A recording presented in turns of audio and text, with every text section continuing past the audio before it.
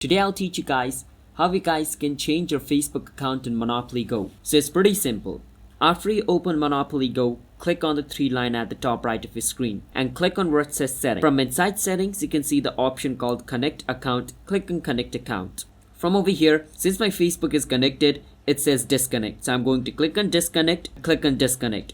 Once I do that, my Facebook account will be disconnected. Now once your Facebook account is disconnected, what you want to do is click on play with friends. Click on confirm. Once you do that, click on continue.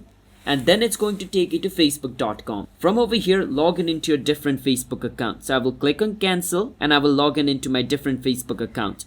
Now after you log in into your different Facebook account, your different Facebook account will be added on your Monopoly Go account. So that is basically how you guys can change your Facebook account in Monopoly Go. It's that simple. So if you guys found our video helpful, then hit the subscribe to our channel one step. For future Monopoly Go video just like this, I'll see you guys next time.